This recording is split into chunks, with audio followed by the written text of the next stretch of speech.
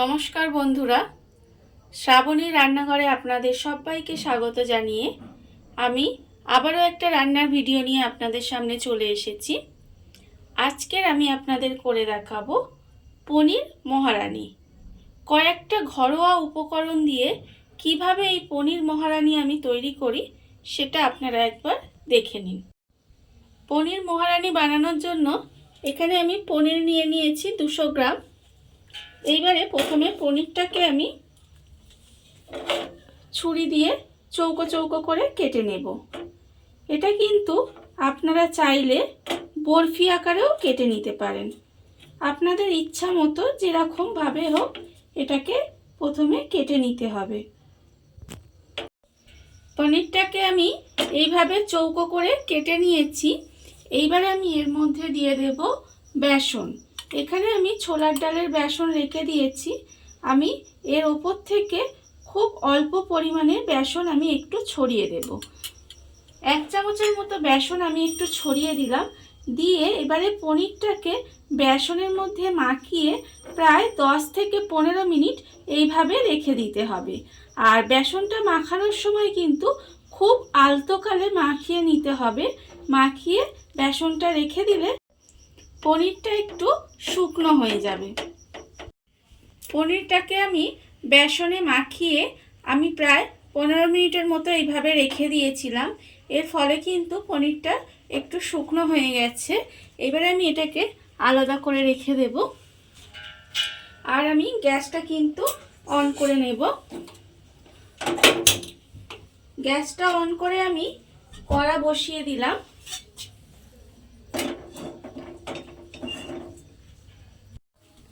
এইবারে আমি এর মধ্যে দিয়ে দেব ঘি। রান্নাটা কিন্তু আমি ঘিয়েতে করব। এখানে প্রায় আমি 2 চামচ মতো ঘি দিলাম। এইবারে ঘিটাকে আমাকে একটু গলতে দিতে হবে। ঘিটা আমার গলে গেছে, আর এতটাও কিন্তু গরম হয়নি। ধোঁয়া ওঠার আগে আমাকে কিন্তু পনিরগুলো এর মধ্যে দিয়ে দিতে হবে। পনিরগুলো আমি এর মধ্যে দিয়ে পনিরগুলোকে একটু ব্রাউন করে ভেজে নেব। পনিরগুলো আমার ব্রাউন করে ভাজা হয়ে গেছে। এইবারে আমি এগুলোকে তুলে রেখে দেব। আর একসঙ্গে কিন্তু অনেকগুলো পনির দিয়ে ভাজবো না, অল্প অল্প করে পনির দেব, দিয়ে কিন্তু আমাকে ভেজে নিতে হবে। পনির ভাজাগুলো আমি রেখে দিলাম। আর আবারও কিন্তু ওই ঘিয়ের মধ্যে পনিরগুলো দিয়ে দেব। এইভাবে কিন্তু আমার পুরো পনিরটা আগে ভেজে নিতে হবে। পনিরগুলো আমি এখানে ব্রাউন করে ভেজে তুলে রেখে দিয়েছি। আর অন্যদিকে যে কড়ার মধ্যে ঘিটা আছে তাতেই আমি রান্নাটা করব। প্রথমে আমি এখানে দেব অল্প একটু সাদা জিরে। সাদা জিরে আমি এর মধ্যে দিয়ে দিলাম। দিয়ে একটু নাড়াচাড়া করে নেব। করে নিয়ে আমি এখানে দেব টমেটো কুচি। এখানে আমার একটা মাঝারি সাইজের টমেটো আছে, সেই টমেটোটা আমি এখানে দিয়ে দেব। দিয়ে আমি এর মধ্যে দিয়ে দেব আন্দাজ মতো নুন। নুনটা আমি এখানে দিয়ে দিলাম। দিয়ে এবারে খুব ভালোভাবে কিন্তু আমাকে একটু ভাজা ভাজা মতো করে নিতে হবে। করে নেওয়ার ফলে টমেটোটা কিন্তু যেহেতু নুন দেওয়া আছে টমেটোটা আমার গলে যাবে। টমেটোটা আমার এখানে ভালোভাবে গলে গেছে। এবারে আমি এর মধ্যে দিয়ে দেব 1/2 চামচ মতো হলুদ গুঁড়ো। আর আমি দেব প্রায় 1/4 চামচ মতো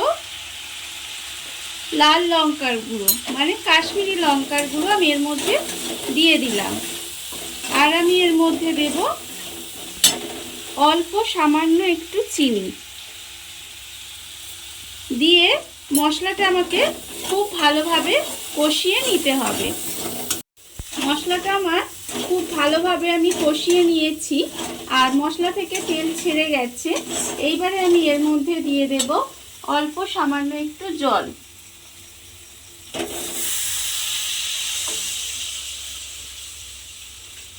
অল্প একটু জল আমি এর মধ্যে দিয়ে দিলাম। দিয়ে এবারে এটা আমাকে কিছুক্ষণ ফুটিয়ে রান্না হতে দিতে হবে। গ্রেভিটা আমার ভালোভাবে ফুটে গেছে।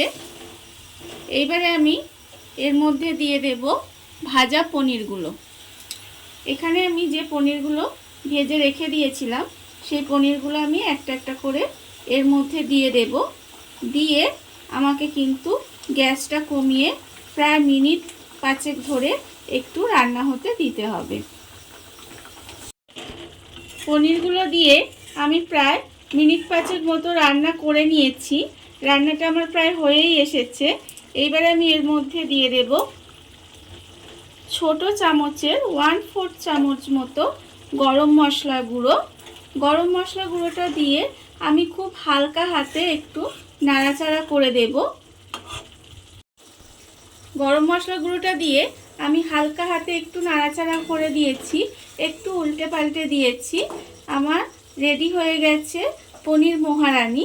এইবারে আমি গ্যাসটা অফ করে দিলাম, দিয়ে ওপর থেকে একটু ধনেপাতা ছড়িয়ে দেব। ধনেপাতা ছড়িয়ে দিলেই কিন্তু আমার রেডি পনির মহারানি। দেখুন বন্ধুরা, বাড়িতে থাকা অল্প উপকরণ দিয়ে কত সুন্দর একটা পনির মহারানি তৈরি হয়ে গেছে, আপনারা দেখতেই পেলেন। আর এই রান্নাটা যে কোনো নিরামিষ দিনে আপনারা কিন্তু বাড়িতে বানাতেই পারেন। এটা সম্পূর্ণ নিরামিষ রান্না। আর এই ভিডিওটা যদি আপনাদের ভালো লেগে থাকে তাহলে লাইক করবেন, কমেন্ট করবেন আর সাবস্ক্রাইব করবেন আমার চ্যানেলকে। আজ এই পর্যন্ত, নমস্কার।